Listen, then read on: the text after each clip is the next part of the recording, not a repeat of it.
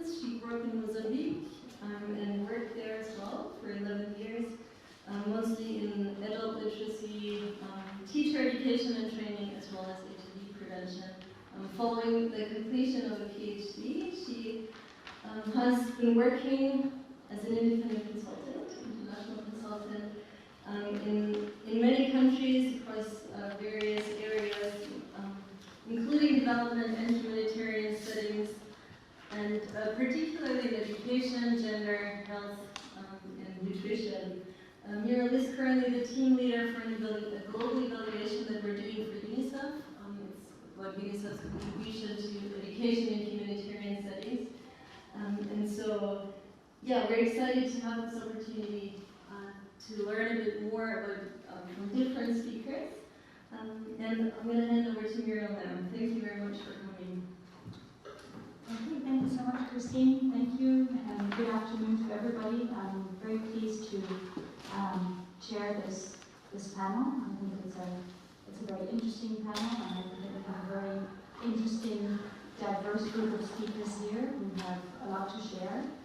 As Christine just mentioned, the genesis for this particular seminar is work that Mokoro is currently involved in on education in emergencies. And that piece of work is an evaluation for UNICEF, as Christine also mentioned. It includes, amongst others, a number of in-depth country studies, and we will be hearing this afternoon about some examples of countries that we are also involved in this particular evaluation. I must say that from a personal perspective, my own kind of understanding of education in emergencies, even though, as Christine explained, I have a background in education, my own understanding of education in emergencies was, until a few months ago, probably rather limited. It's the fact that I have had this opportunity to coordinate this evaluation and to get in touch with the subject matter that's really made me understand that it's actually a very complex and very diverse area of work, and that it's not just limited to an emergency setting, but actually falls along a continuum of different situations, from the acute kind of emergencies that we can sometimes think of, to situations which under normal circumstances are normal and then suddenly are no longer normal. It's been really interesting from the work that we've been involved in this evaluation to also get a sense of the range of different responses that can happen in an emergency setting and in a humanitarian setting. And also to realize that contrary to what I had assumed, the fact that education is a priority is not always clear to everybody. In fact, in many contexts, education has traditionally been the first service to be affected by an emergency or a humanitarian crisis, and is often the last one to be prioritized. So that's one of the reasons also why we thought it was important to have this seminar to be able to discuss and think about, what the different responses involve, and also perhaps to go a little bit more in depth about the reasons why such an important service as education is often not usually seen as a priority. And then even when education responses are put in place in humanitarian or emergency settings, there are many questions that need to be answered and many issues that need to be addressed, and I think the presentations this afternoon will give us an opportunity to get a sense of all those that diversity of different situations and questions, which include things like, what kind of education to provide, how to provide it, what it actually means to provide education, how to link it with other services, and also to deal with situations where schools and education services become the targets of attack and are therefore particularly vulnerable. And then there's also the reality that the provision of education to refugee population can create a lot of pressures, and we will hear about that in one of the presentations, not just on refugee populations themselves, but also on the communities and the countries that actually receive these refugees. So there's many, many questions that arise, and the issues that in this rather complex topic. I think personally, as I said, I've started to explore those a bit more, and I think this will provide an interesting opportunity for us to dig into some of these issues a bit more this afternoon. So we have 3 speakers for our session this afternoon. And what I would like to do, what I suggested we do is we take each of this, I will introduce the speakers now to you so that you have a sense of who's sitting here at the table. I kept the suspense for a little bit, but now I will explain. Each of the presenters will have about 15 to 20 minutes to tell us about their topic, and then we'll take some questions for clarification only in between the presentations, and we'll keep the discussion for the end. What we've done this time, which is new for these kind of seminars, is I think you've all received a piece of paper on which you can write a question or two as you're listening to the presentations. We would like it, and it would be very helpful if you give us those questions before we start the discussion, and then we will use that to start off the discussion. This is not to stop anybody from, once we do the debate, to start to also ask questions from the audience, but this just helps to get the discussion started. So it's now my pleasure to introduce our first speaker, Hiba. She is a PhD student in her final year at Salem College, University of Cambridge.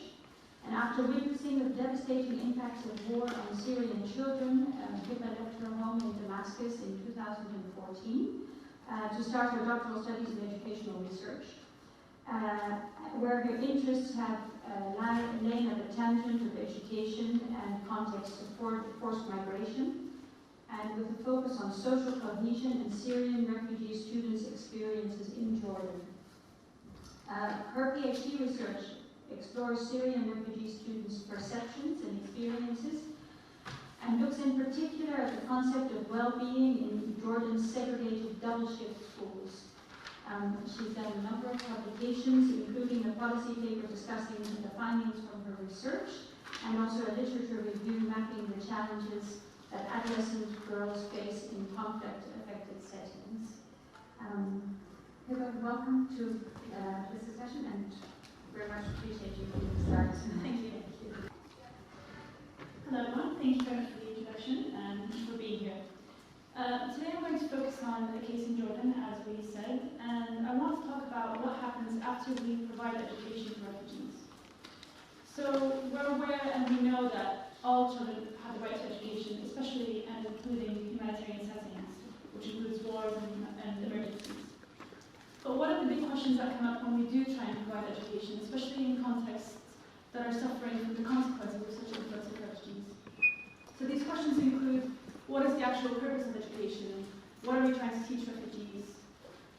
And they include as well, how do these education settings respond to the bigger challenges that are happening in the country, such as tensions and competitiveness? Education is supposed to provide a way to help communities understand each other and respect each other and build values together. And I want to understand whether the context in Jordan is helping provide these things in a context which is very challenging. So Jordan in 2011 started to welcome refugees and received a high influx of Syrian refugees. And these refugees are across different settings, so Jordan has several camps, but 80% of refugees actually live outside of these camps. And it's created a lot of pressure on the economy, on the resources and the infrastructures. Jordan already had refugees from Palestine and Iraq, but after 2011, the country really suffered from overstrained structures, including water, education systems, limited jobs. And as a result of this, Jordan was able to actually provide job permits to Syrian refugees, so Syrians are mainly not allowed to work, although this is starting to change a little bit. And because of this, refugee families from Syria are living in really difficult financial states, and 60% of the families rely on income generated by children. Because of this as well, there's huge social tensions between Jordan communities and Syrian communities, because they're competing over education, jobs, and infrastructure. In 2016 in London, there was a Syrian London conference, where huge amounts of donations and loans were given to Syria and its neighboring countries, so that includes Jordan, Turkey, and Lebanon. And the purpose of these grants were to try and help these countries address issues that are happening, such as expanding opportunities for refugees and non-refugee communities, as well as increasing educational access. And Jordan has tried to provide education for refugees. It's done this by doing non-formal and formal initiatives. I'm focusing today on the formal education system because it's been studied less, even though that we know that there are challenges to the system. So right now, over 60% of Syrian refugees are in Jordan and they're enrolled in formal schools, while there's about, I believe, 20% who are, or maybe less, in non-formal schools. And they've done this by creating what's called a double shift system.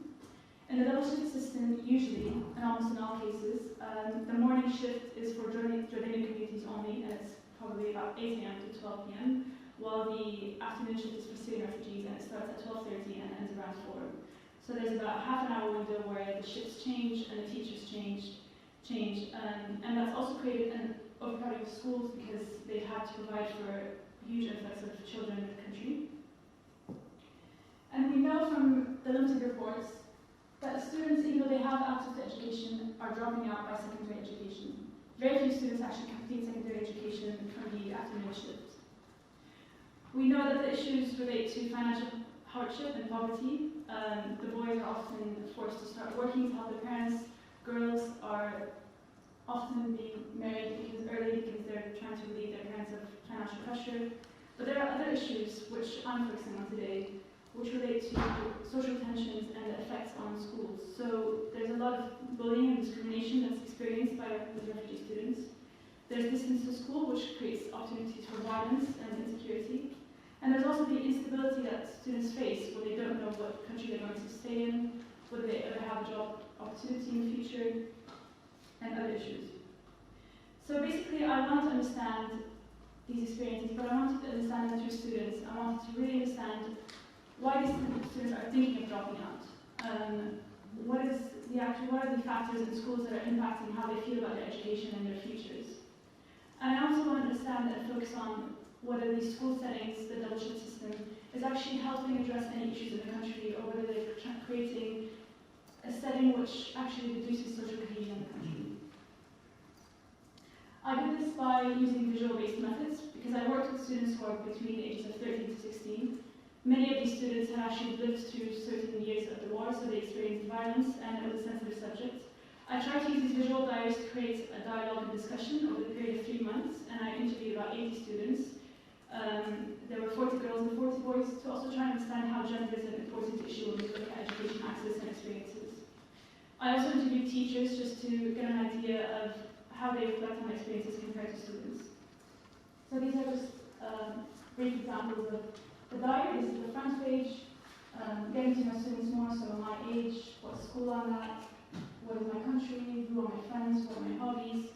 And we started doing activities that tried to elicit conversations about what are your experiences in schools. So students, for example, asked what makes a good school or what makes a bad school. And these students talked about racism, about bullying from students, about discrimination by teachers. They also talked about the effects of going home late, the effects of poverty. So we discussed these over weeks. We also talked about well-being. How do you feel your well-being is on a scale of 0 to 10, how happy are you? And what are the things that you would need to change to feel better? What are the things that you hope you can achieve? And through these 3 months, I learned that indeed access is extremely important. Many children said that when they left Syria, they were extremely unhappy. The day that they actually went back to school, and many of these children had actually been out of school for about 2 to 3 years, was a very important day. It helped them start to move on. It helped them have friends again after they were separated from their friends and family. And it also gives them hope because they think that having an education does provide opportunities to pursue careers and change their lives. But when we look at the actual structures of the schools, what are the effects of these segregated evening shifts? So in these, as I said, there's a 30-minute window between when the schools change. And in this 30-minute window, many students said that this is actually a period where they experienced violence and discrimination because it was the only opportunity where Jordanians and Syrians met ever. And in this small window, the students never got to know each other. They often experienced bullying and discrimination by Jordanian students. Students also went to school for very short hours, so about 4 hours total, and the classroom times were very short, and the classrooms were overcrowded, so students had to catch up and learn a new curriculum in very limited hours. And the Ministry of Education in Jordan recently tried to implement a new rule where every Saturday students have to go to school, so they want school 6 days a week to try and catch up on the program. But what are the effects of these? So because the school hours are short and children have to catch up, they weren't allowed to partake in activities like sports or arts. They also are not allowed to go on trips because of limitations set by the ministry. So many students felt that they actually had no sense of belonging to the school, no attachment to the school. They felt like they were guests and that they could see drawings by Jordanian students, they could see that the Jordanian kids were going to school trips, but they were not allowed to. Also, because they're the only students that actually go home at 4 p.m. and start school around 12, students felt like they were exposed to vulnerabilities because everybody knew that they were Syrian refugees. And the Saturday shift actually took away other opportunities for students that are important to them, such as spending time with their families, especially in contexts where many of these children had families who were absent or who were very busy trying to make money. So many of these students actually said that this was reducing their sense of being cared for at home, of having time to revise their lessons, of having time to actually just spend time laughing with their parents. And when we look at the actual engagement between teachers and students, we first find out that teachers who are teaching the afternoon shift are actually employed on short-term contracts. They're paid less, they don't have insurance such as medical insurance or benefits or holiday benefits because Jordan initially thought and hoped that this would be a temporary issue. And because of the limitations set on the teachers and the lack of support, there were huge issues of discrimination between the teachers and students.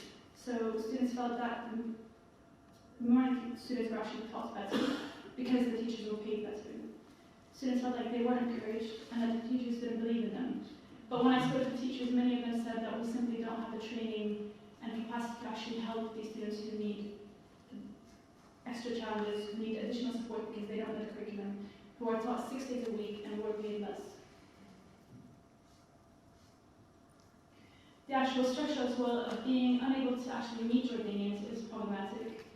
And many students felt that the only exposure they were allowed in Jordan was through violence on the way home, between shifts, and the only friends they were able to actually form friendship with is Syrians, which was very important to them. But many students said they wanted to actually know Jordanians after having spent at least 4 years in Jordan.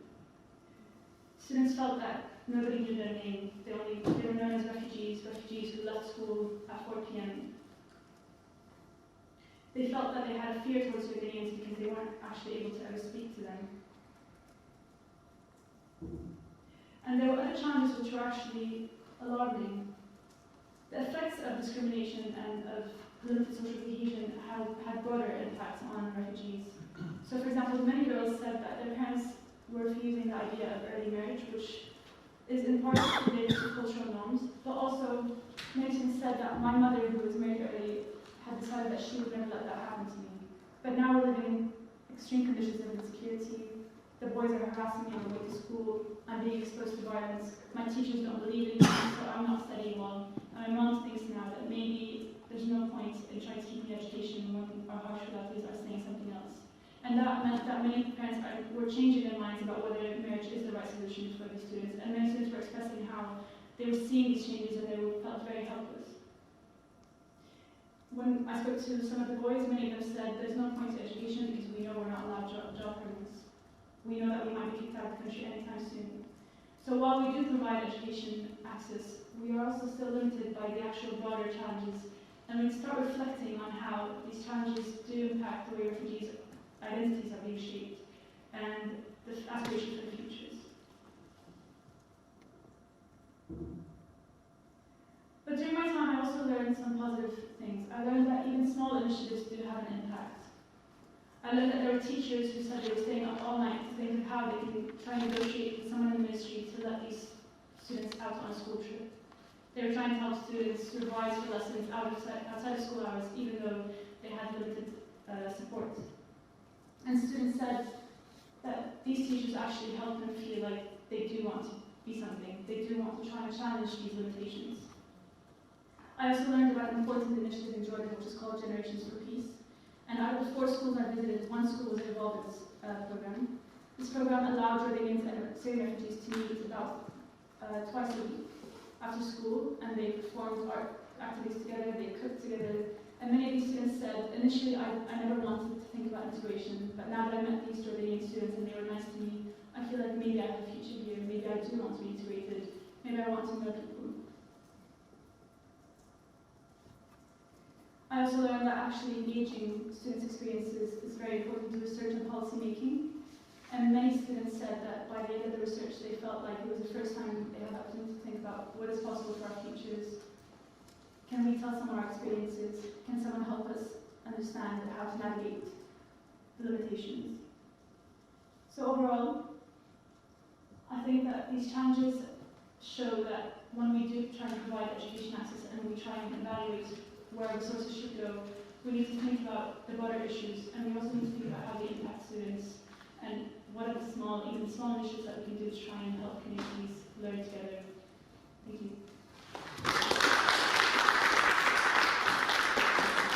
Our next speaker is Allison. She is a colleague on the UNICEF evaluation that we referred to earlier.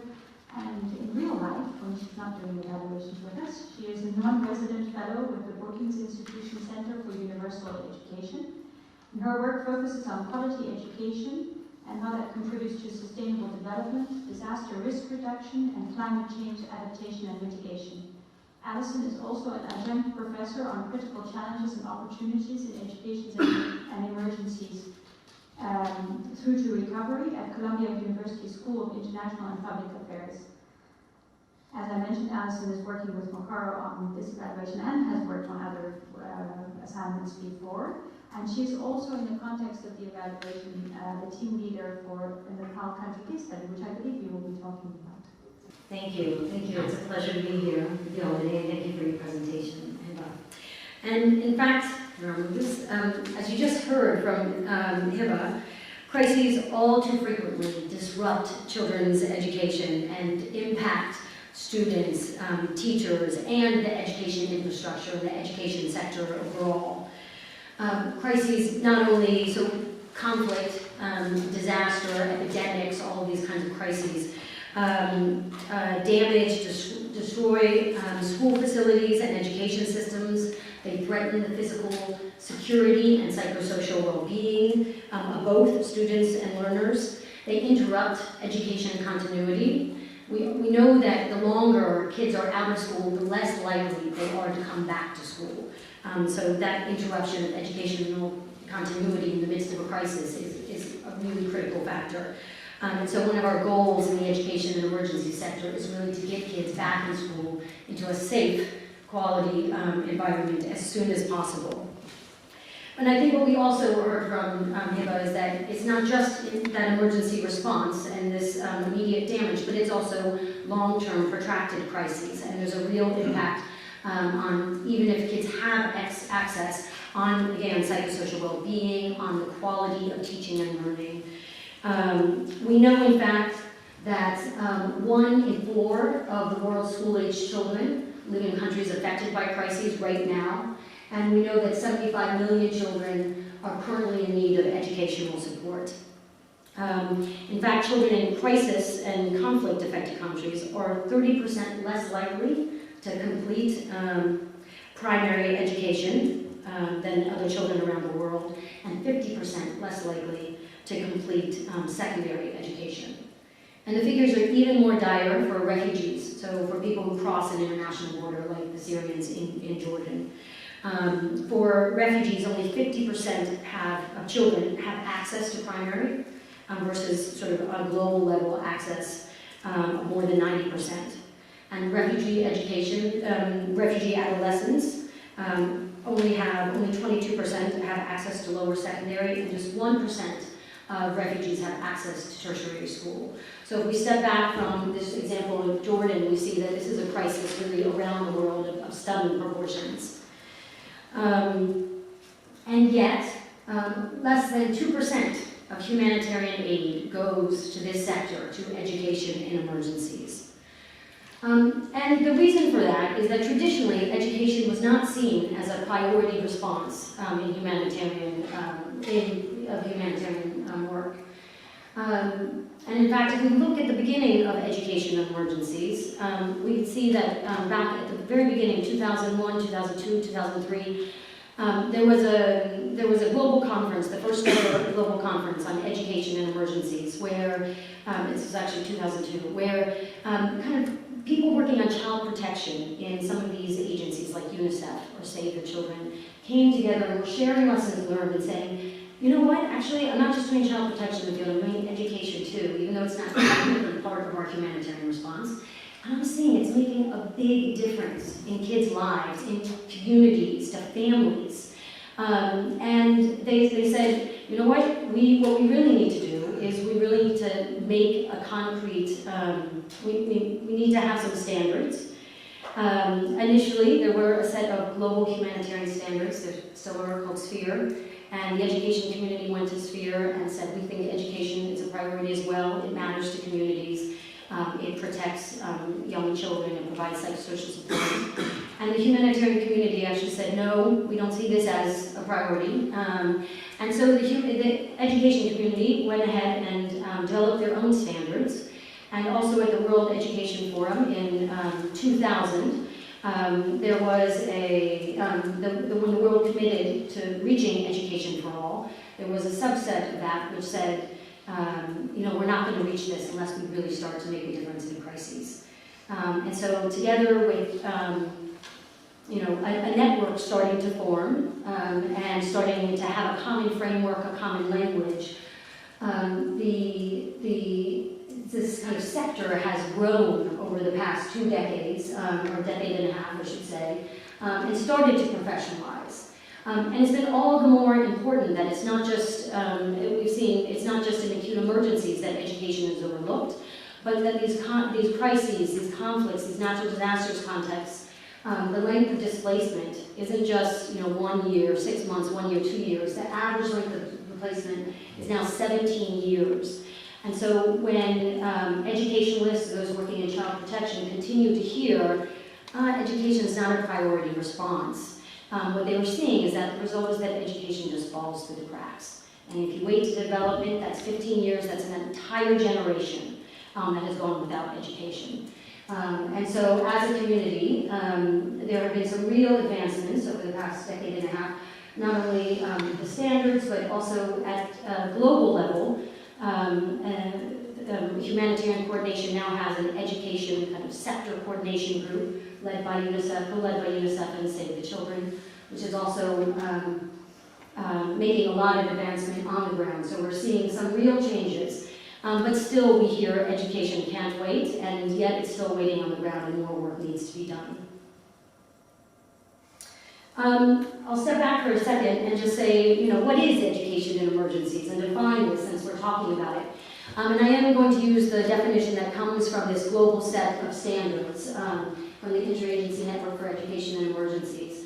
Education is the provision of education emergencies, the provision of quality opportunities that meet the physical, psychosocial, developmental, and cognitive needs of people affected by emergencies, which can be both life-saving and life-sustaining. And so I guess you still might think, well, what does that mean? What does that mean actually on the ground? And there are a range of common interventions, things like providing a safe space. So when schools are damaged or destroyed, it might be a child-friendly safe space for learning, you know, under a tent, for instance. But it's also about retrofitting damaged schools or building new schools, so safe learning facilities. It's also about providing quality teaching and learning materials, curriculum support to integrate some of these important social cohesion messages, as well as risk reduction messages, and better learning for students, as well as teacher training that has to accompany that.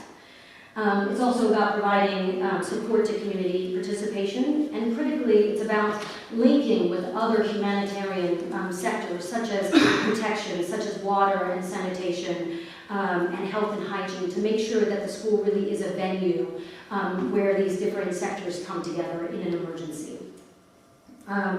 So you'll see there is this terminology that education saves lives and sustains lives.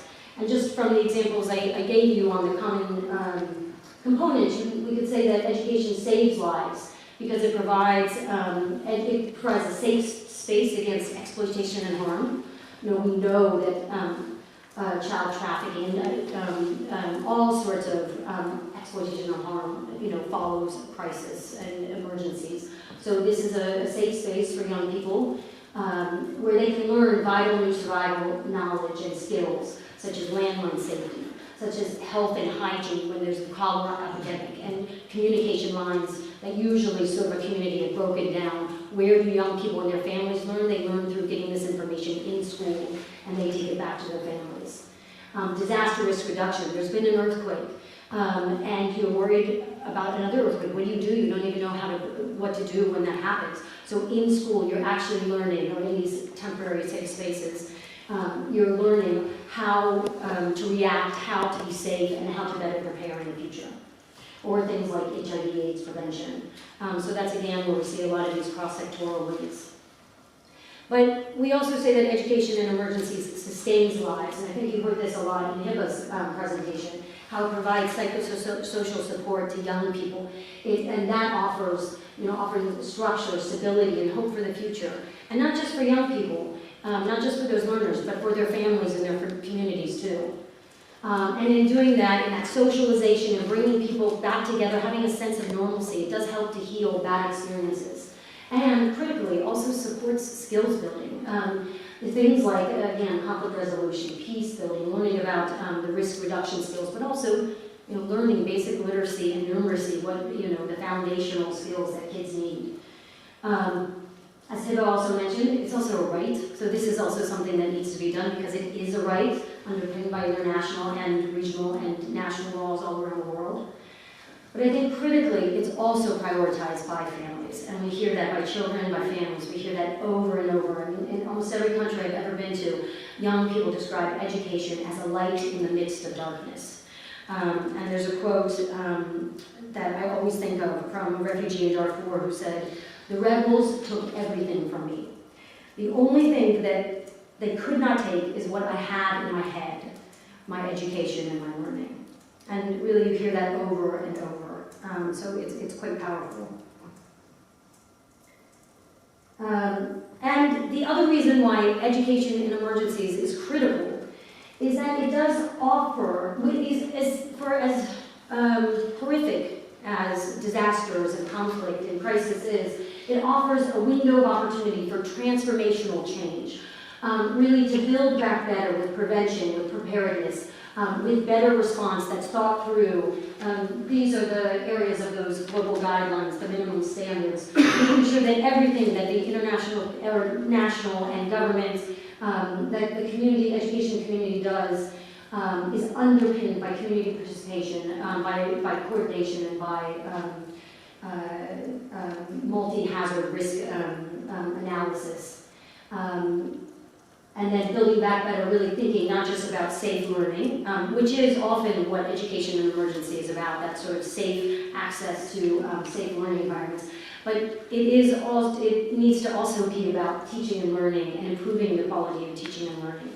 I think all of us here would agree that we wouldn't want to send our kids to school if they weren't learning anything. And we have learned from studies over the past several years that we've done a great job on access, both in education and emergencies, but also the general global education field. But a lot of kids still aren't learning, and that's certainly true in education and emergencies, and that's an area certainly to strengthen, particularly as the education in emergencies community is working not just in acute emergencies, but also in these protracted crises, 17 years down the line. It's also about supporting teachers and other education personnel and making sure that education policy is also, changed to reflect equity, inclusion, access, and quality. And if we do that as a community, education in emergencies really can support resilience and sustainable development. And we have lots of studies, lots of evidence that actually show that quality education can contribute to economic growth, to better health outcomes, to well-being, to peace and security. But we also have far too much evidence that it can do the opposite, that there are two phases of education. It can also fuel conflict. It can, do the opposite of enhancing social cohesion. It can, if we aren't thinking comprehensively and working together, and really again with this idea of kind of multi-hazard vulnerability analysis, you know, at the core of it. And I have an example. What I want to do is share an example of how the government of Nepal and its partners in country, national and international partners, are doing just this right now through work on through comprehensive school safety. And it's the entry point for this work was the 2015 earthquake. You know, Nepal is of course at high risk to multiple natural hazards, which have an impact on education. So in 2015, the Nepal earthquake, there were 2 of them actually, killed nearly 9,000 people, injured more than 22,000, left millions of people homeless, and there was major damage, including to the education sector. As many as 8,000 schools were destroyed, and in some areas that meant 90% of all education infrastructure, which disrupted education for more than 9 million children. But on top of that, Nepal has cyclical floods, sort of annual floods, landslides, and fires that you know, come every year. And just in 2017, for instance, because of the floods, approximately 1.7 million people across the south were affected by the monsoons, including 460,000 people who were displaced from their homes. And some of the results of the education sector were that schools were used as shelters, so educational continuity was disrupted. Others were damaged or destroyed, and certainly a lot of teaching and learning materials were disrupted. People were left homeless, including teachers and learners, so again, disrupting education. And then in addition, another hazard that Nepal faces is conflict, and the legacy of the civil war, the Maoist rebellion from 1996 to 2006 in Nepal, which you see continuing violence, particularly around strikes and elections, including targeting schools and targeting school buses. This is a picture of a school bus that was set on fire in Nepal. So after the earthquake, as I said, the government really used that emergency, that disaster, as an opportunity to build back better, to integrate both into its humanitarian response. So this cluster, you know, sort of led, humanitarian response really led by the government, but supported particularly by Save the Children and UNICEF through the education cluster, working on comprehensive school safety, which is really 3 pillars. So the pillar 1 is safe learning facilities. So making sure that schools were unsafe were closed and setting up temporary safe learning areas. And then working at the same time on building new schools that are disaster resilient, both to earthquakes and to floods. So really thinking about that safe learning environments. The second pillar of this response was around school-based disaster management. So things like SOPs for the emergency. Do the administrators know what to do in an emergency? Do they have contingency plans if there is another emergency? Where is school going to continue? Do families know about that? Are there drills, evacuation drills? Do people know where to go when this happens, how to stay safe? And is the school also a zone of peace? They established kind of tripartite agreements between the school community, the local government, and at the time of the rebels, but also continuing now with across political parties because of election violence, an agreement that schools are zones of peace and a no-go area when there are flare-ups of election violence. So really making sure that there is disaster management, and again, not just to across hazards. So there was a mapping. What are the different hazards? It's not just earthquakes. It's not just floods. You know, it's also the landslides. It's also this violence. So really looking again, sort of taking this multi-hazard approach. And then the third pillar is on risk reduction and resilience education. So integrating conflict sensitivity social cohesion, learning, both into sort of teaching and learning, having new materials within the curriculum. And I think what's really important, Hiba also referred to this, something about young people's agency and empowerment in this, and seeing young people actually as a voice of change, and not just learning in this in school, but also in after-school clubs, sharing that with their peers, with their families. So this message really is goes further than the education sector. And I think what's really commendable and what's a good practice for other countries to learn from about Nepal is not only was this done in the emergency response, but then it was also taken up within the school sector development plan. So the development partners in the country have also committed to this as a priority in development. And so it is, in essence, mainstreaming preparedness into the education sector. So it's, again, not just responding, but preparing for a stronger education sector and really building back with resilience for the future. And with that, I'll stop because I know I'm short on time, so thank you.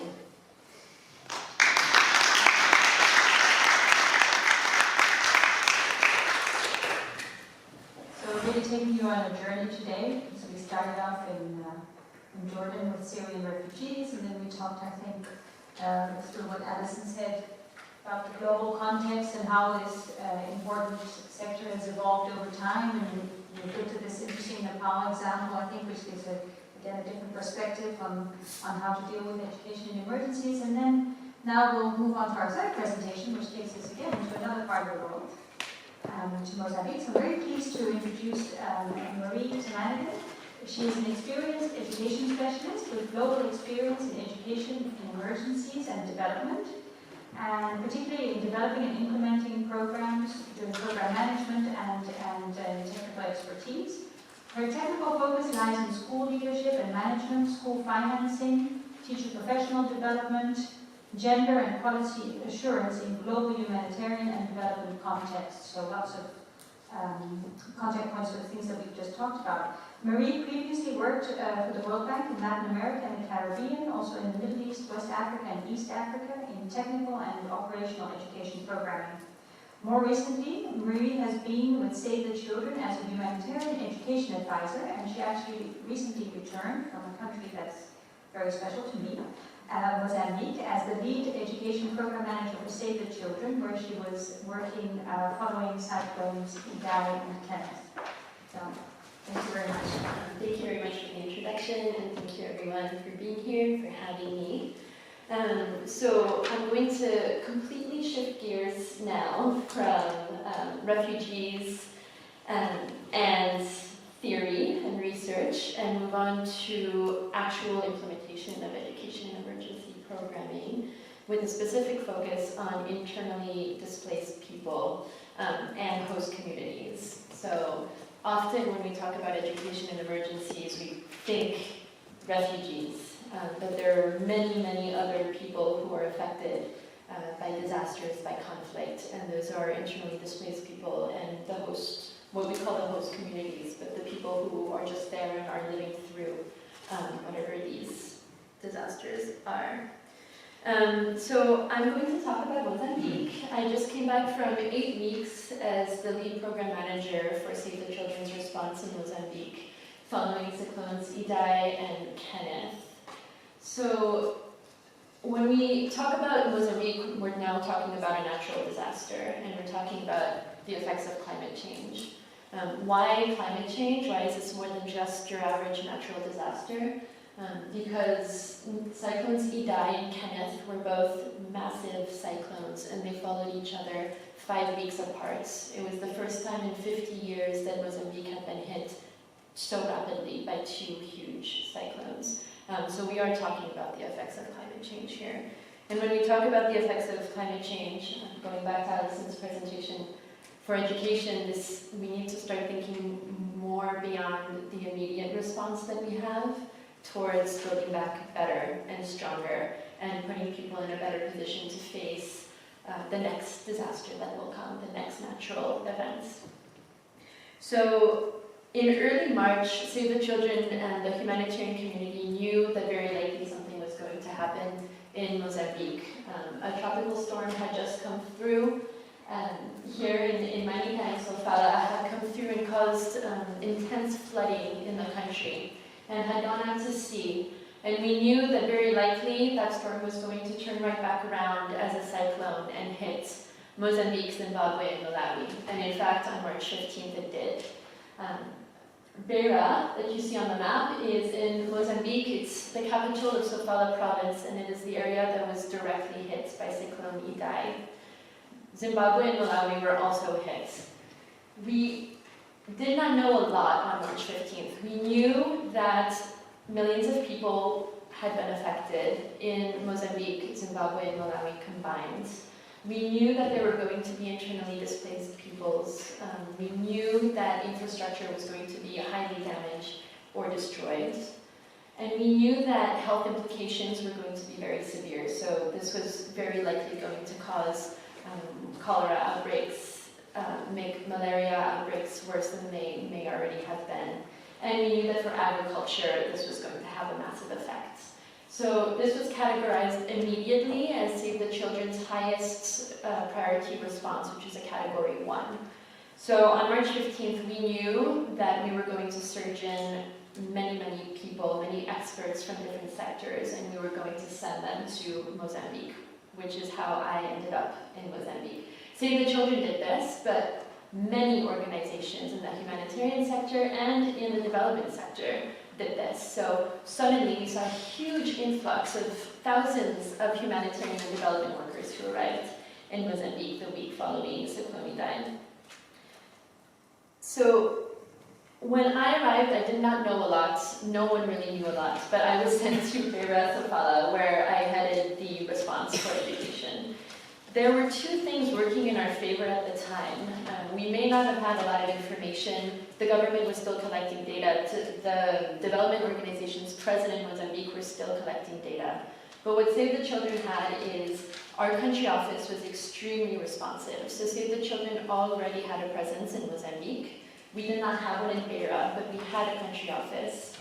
Oftentimes what happens in these kinds of emergency responses, rapid onset, is, as I said, thousands of people will influx into a country and they will start operating as a separate body than the bodies that are already existing in the country. So Save the Children has had experiences where we will send an emergency response team to a country and there will be a country office and there'll be very few links. And what that means is that international people are coming in and might not be speaking to the national people who might have better context. But in this response, we had very good links with the country office, and the country director was in Beira the first weekend after the cyclone. The country office also sent a lot of their national staff to come and be seconded to the response team to provide support. The other advantage that we had for Mozambique was that Save the Children was working already in a consortium called COSACA. This was a consortium made up of CARE International, Oxfam, and Save the Children. And when we talk about resilience, COSACA's entire purpose was to prepare, to support in the preparation and resilience of the country for anything that might happen. It did not know that a cyclone was coming, of course, but it was present when Idai hit. And so COSACA was then present to respond immediately. The advantage of that is that there was funding available, we already had resources, and we could work. The other advantage is when you're working with more than one organization, you can reach more people, you have more manpower, as long as your roles and responsibilities are clearly defined, which they were. So when I arrived in Beira, there was absolutely nothing. We had no country office, we had thousands of people working out of the airport. So think of a tiny little airport in the middle of nowhere, and then add the sounds of planes and helicopters, and add to that 3,000 people trying to speak over each other and coordinate a response to a cyclone. There was no electricity. It would take a few days to restore. Many places were destroyed, and water had not returned yet, and there was still flooding in the city itself. So imagine trying to work through that and trying to help people at the same time when you yourself are not working in ideal conditions. So for Mozambique specifically, these are Cyclone Idai statistics. I do not have the Cyclone Kenneth statistics. I will talk about that later. But we knew in Mozambique that about 335,000 children had been affected. We knew that about 7,000 teachers had been affected. And we knew that 3,500 classrooms were destroyed partially or totally. So what we're dealing with here is the flooding and the cyclone destroyed schools. They destroyed schools, they destroyed classrooms. And so that existed as a baseline. We're not even talking about internally displaced people yet. People who hadn't fled their homes no longer had classrooms and schools. But then the flooding also displaced people. And the displaced people came to centers like Beira and took refuge in schools, the schools that hadn't been destroyed. So you now have internally displaced people, and the internally displaced people are taking space in schools because those are safe places. So this completely disrupts education. Your schools are destroyed, and the ones that exist are not being used for school because they're being used for shelter. This affects the host community because they can't go to school and they're taking on a heavier burden, and it affects the internally displaced people who have lost everything. So when I arrived, our biggest priority was to get people out of the existing schools. That was one. We needed them to be in a safe space, regardless of education. So we worked closely with the IOM, with the UN, with different agencies, and the government, of course, and put them in accommodation centers, which is just a very fancy Mozambican term for camps. And those people were then moved to camps, and schools were reopened. But schools, once they've hosted people who are living there, need to be clean. There's sanitation measures you have to take into account. So it did take a little bit of time to get schools to reopen. So our priority now is we have people in camps and we have people in their homes, and no one is going to school. So you have to provide safe learning environments and safe teaching environments. And so we do that through the provision of temporary learning spaces or centers. To give you an idea, this is what it looked like when we arrived. There was total devastation. This is a classroom that had completely collapsed. These are the permanent structure classrooms. So imagine the classrooms that had been made out of local materials like wood and dirt. Those were just washed away. Again, another school building. Where are we going to put students? So when we're talking about setting up temporary learning spaces, you need an actual physical place to put it. So we had to clear rubble. And this is just step one. Where are you going to put a temporary learning space when your ground is completely flooded? So these are all questions that we were faced with when we first arrived. This is also questions the IOM had when they were setting up camps. Where do you put up a camp when there's no space? We also noticed that in addition to schools being partially or completely destroyed, of course, a lot of materials had been lost. Students, teachers had lost materials, but the schools had lost all of their school records.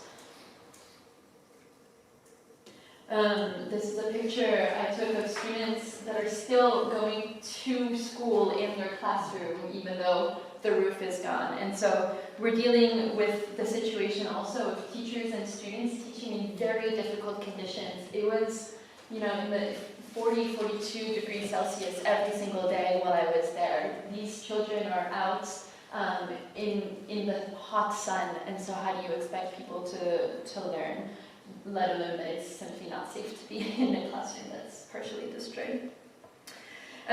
In addition to this, my colleagues talked a lot about students, but what about teachers? So students are affected, of course, but when schools are affected, teachers are affected. Teachers, just like students, had lost everything. They had lost their homes, they had lost their materials, and they were affected psychologically and emotionally as well as the students. So our priorities were to get people back in school, safe places, but also to provide social and emotional support for teachers and students. And we also prioritized providing wash and shelter. And so this is where I want to take a step back and go back to the COSACA consortium that we were working with in Mozambique. When my colleagues talk about how education is not often prioritized in funding, it's very true. And so us who are on the ground, who are managing programs, we have to find very creative ways to try to get education to be prioritized. And so through COSACA, a big part of my work, in addition to managing this, was actually just coordinating our response through COSACA and through the cluster. I knew that COSACA was going to provide shelter supports. They were going to rebuild something, and I wanted them to rebuild schools. I knew that they were going to provide wash and sanitation support to communities. Why not provide it through schools? So a lot of what I did was advocacy for making the school the epicenter of the entire response for everyone. Making sure that when health colleagues are coming through with cholera vaccines, that they come through the schools and have the school be the place where they deliver vaccines. Making sure that shelter colleagues are coming and building back stronger our schools first. And we were able to do this, and I was able to advocate for this because teachers and communities and students and parents all want schools to work. And nothing else is going to work if you don't get that one space going. And you can't get that one space going unless all of these different factors, shelter, health, come through. We can't just provide access to a school and reopen the door if there are no latrines, if there's no water. So that was very important for us. Another thing we had to do was multi-shifts. So in Jordan, students go to school in the morning and in the afternoon. This is shifting. In Mozambique, we had 4 shifts. There were so many displaced people and so few remaining classrooms and schools that we had to do 4 shifts in a day in all of the different schools and temporary learning spaces that we were in, which means it means that you have to identify enough teachers for that, enough materials for that. And again, shifting doesn't work if you're asking students to be outside in the brutal sun without shelter. So we had to make sure we have the facilities ready for that. We also had to provide a lot of materials. As I said, everyone had lost everything.